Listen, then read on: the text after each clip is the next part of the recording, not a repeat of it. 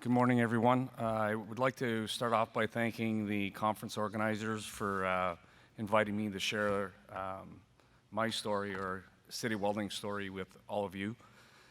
As indicated in my bio, I was a lawyer for 10 years. I went back to the family business in 2006. I now own City Welding, which is a family business my parents started in the garage at home in 1972. We've had 42% growth over the last 3 years, largely as a result of international workers. I also participate quite heavily in the Sudbury area. I sit on OYAP, Ontario Youth Apprenticeship Programs, with the Rainbow District School Board. And we also have a bursary at the French and English colleges in Sudbury for trade programs at the Collège Brouillette and Cambridge College. In Sudbury, we face quite a few challenges with regards to finding good employees, or the right employee. As most small communities, we're subject to out-migration, declining population. We also compete with 2 local mines in Sudbury that are a big part of the economy in Sudbury. And also, we have more steel fabrication shops in Sudbury than we have Tim Hortons. So it's always a challenge to recruit and retain employees, especially the Canadian workforce, because they know they can find a job tomorrow for likely more money. So the loyalty and the retention are quite challenging in our area. For City Welding, we've been recruiting international welders, welder fitters, press brake operators, draftsmen since 2006. When I first joined the company in 2006, someone from Barrie had called my father and over the telephone indicated, hey, you need some workers. I see you have a job posting there. I can get you some foreign workers. My father, not really being he's more of a hands-on person, said, yeah, I'll take 5. If they want to work and show up every day, I'll take 5 of them. I just happened to join the business about a month later, so the file found its way on my desk. Being a lawyer, having practiced litigation and criminal, I'm not intimidated whatsoever by paperwork, but I can honestly tell you that even 10 years ago or 12 years ago, the LMIA process and that documentation was daunting at best. It's become a little bit easier, but it's still quite challenging to navigate. So I would say right now we're 45 to 47 employees. 35% of our workforce, excuse me, are from other countries. We're somewhat of the United Nations at City Welding. We have employees from Romania, Tunisia, Nigeria, recently Morocco, and Tunisia. I attended one of the Destination Canada, which is a federal job fair type of initiative. We went to Paris, Brussels, and Tunisia in 2010 and 2011. And I was able to organize some testing of welders in Tunisia, and that's where we started recruiting from Tunisia. I also did the same thing in this past February on my own initiative in Morocco. And we welcome, since May, we've welcomed 3 welder fitters, and on November 15th, we'll welcome a draftsman along with his 3 children and his wife. I can attest to 8 or 9 out of 10 international employees that we've recruited have really, been a significant part of the company. We've had one work his 3-year contract and return home. Our retention rate, I would say, up until 6 weeks ago was 100%. We had one employee from Tunisia whose wife wasn't very fond of Sudbury in the cold and the snow. She had family in Quebec City and decided with their young son to move to Quebec City. As I indicated, 42% of our growth over the last 3 years has really been attributed to the stability and the skill, the motivation, the engagement that these foreign workers have brought to our company. Except for the recent arrivals from Morocco, all of our other employees are either permanent residents or Canadian citizens. I think I've included, I don't have much of a PowerPoint presentation, but this is Thanksgiving dinner at my house with two of our Moroccan candidates that have arrived. One arrived in May and the other one arrived in August. And there's our Tunisian Nadad and his family that were sworn in, I believe in June, as Canadian citizens. They've been with us 8.5 years. And in this picture, I see Enrique's in the room. He's with the City of Greater Sudbury. He helped myself welcome our first group from Morocco. And one of the individuals came with a 6-year-old daughter and 11-year-old son. We managed to integrate them into the school system within 2 days of arrival. We also managed to, the two candidates, Aziz and Samir, obtain their driver's license within 3 weeks, a full G license, 3 weeks from the time they arrived in Sudbury. There are certainly some advantages that they've, as I indicated, firstly, they occupy very integral positions with our company. We have 2 main shop supervisors, one's from Romania. We have 5 lead hands, 4 are foreign workers. And those 4 lead hands are also mentors to 5 Canadian apprentices that are not even 20 years of age.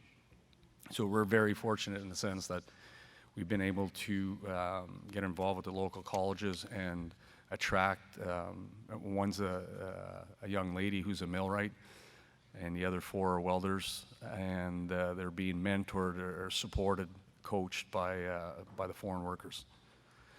I can tell you the level of commitment, the skill set, the motivation, just the happiness to be in a great country is remarkable, and it sets a pretty good precedent for our younger workforce.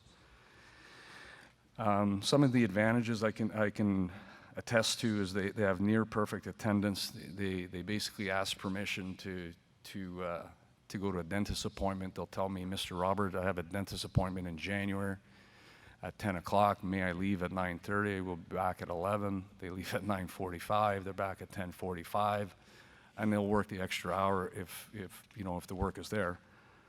They're highly skilled. They're technically sound. Extremely motivated. None of the ones that we've recruited, they're all in. There's no plan B for them. They sell what they have back home, and they're fully committed. What the advantage to like, as I indicated, the challenges that we have at City Welding or in northern communities is there's a balance of wages. The average wage for a welder in northeastern Ontario is $24 an hour. I would say that on average, our Canadian workforce, we're paying $28 an hour. And it's not that we don't want to pay them, it's we have to pay them to maintain them, and that makes us very uncompetitive. Business, as we all know, business is very global these days, and we already heard that the foreign workers like to establish themselves in Montreal, Toronto, Vancouver. We have a hard time attracting them up north, and it really makes us uncompetitive if we're having to pay our cost of labor. In a shop like ours, 47% of our cost of goods is labor, and when you increase that by $4 an hour, it really impacts the bottom line and our ability to grow and sustain. For us, I've been able to tap into recently some of the programs with Mobilité Francophone. So it's a little bit more of a quicker, easier process than perhaps of the other processes. But what I can say for northern communities and smaller employers is that the process is somewhat challenging. First of all, just knowing all the different programs.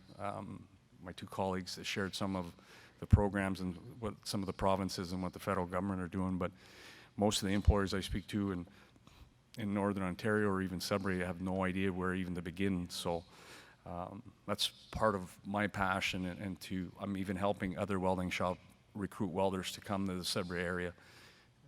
I'm so passionate about it, and for me it's really, there's a couple factors, but really it's to help grow our community. I want my daughters to have the option of staying in Sudbury and not out-migrate like a lot of young youths are doing in our area.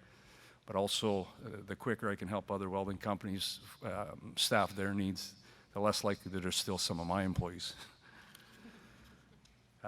The retention, as I indicated, has been spectacular for us. There's some of the new programs. I know Sudbury has been chosen as one of the communities for the pilot program. That's different, and a lot of employers don't understand. They come with full PR status, which means the following day they can leave. So what I want to touch about is a lot of the good work that other organizations, and I know the city of Sudbury is embarking on, is really the settlement package. I think the reason that we've had a high retention rate, it's like 100%. I would say he left for different reasons, but we haven't had any of them leave us for other communities just because they didn't like Sudbury. It's really the level of involvement. Getting a bus pass, you know, when they first arrive, getting them a flag from Canada. You know, if they're landing in the wintertime, a pair of mitts and a toque. You're up in Northern Ontario, give them a fishing rod. And even if it's just a symbol, there's a sense of belonging. I think what's really helped myself in City Welding is I went to those countries and I was able. It's not practical for every type of employment, but for us, I went to their communities or their countries. I could appreciate where it is that they were coming from. I greet them at the airport. I get involved in finding a place for them to live. I set them up with contact resources, the Multicultural Center if they want to, you know, upgrade their English skills, get them involved in the school boards to make sure that the children are well set up. Getting a social insurance number, applying for OHIP, as simple as having them organized. When I pick them up at the airport, I bring them to the shopping center and I make sure they have some money. If they don't, I pay for it. Get them a cell phone so they can communicate back home with their family. We set them up with a bank account. We introduce them to other people at the company, and then we also partner them up with someone that's been there a long time, one of our key employees who they have someone to turn to. And they know with me, I used as a criminal lawyer, I used to answer the phone at 4 in the morning for people that were impaired or had committed some crimes, and so I certainly take their phone calls. So I think it's been that approach for me that's really been, and the company, that's been really the key driver behind being able to have that retention. I want to share a story too. A lot of the employers, I don't think there are many employers, I may be one of the only employers in the room today, but I want to share a story with regards to a lot of employers that ask me, well, how does your Canadian workforce adapt, or how do they welcome them? And firstly said, I'm the one running the ship, so they're not going to have much of a choice. But our employees have been fairly good, and it comes from top down. The first scenario, within a couple months when we had our first group of Romanians, and one of my supervisors, my quality control manager, were in the lunchroom having lunch, and they were venting a bit, and I came in and said, well, you know, their English isn't great, and, you know, they're stubborn a little bit, and I paused and I said, you know what, the interesting thing about life is we all have shortcomings. They're here every day, highly skilled. They work 98% of our overtime, and I said, like I said, everybody has shortcomings. We're going to do mine, and once we're done with mine, we're going to do yours, and then we're going to do yours. So I went through my shortcomings, and then all of a sudden lunch was over, and they went back into the welding shop. So it was ended discussion. It was very positive, and the real cool factor is when I went in February to Morocco, I had employees coming up to me and saying, "Oh, you're going to Morocco? You're going to bring us some good guys to work with?" And wow, we're so excited. We're not going to have to say no to work this summer, and we're going to be able to grow the company. And I had 4 or 5 employees, and the same employees when I got back from Morocco, they're like, "Okay, how many are you bringing? When are they coming?" Like it's been cool. The interaction and the diversity has been remarkable. They go fishing, and you know, the interesting part is, and talk to, you know, I've been on social media and some of in the newspapers with regards to our story and stuff, and I've been criticized about taking Canadian jobs and cheap labor, and there's none of that. I've been audited 3 times by the government with regards to what we're doing, and we've been above board, way above board on everything. But we generate 1.6 kids per family, and what I tell people, if you think that we're going to remain competitive or even increase our competitiveness of the country, it's going to be by way of immigration. 1.6. You need 2 to be, you know, to break even.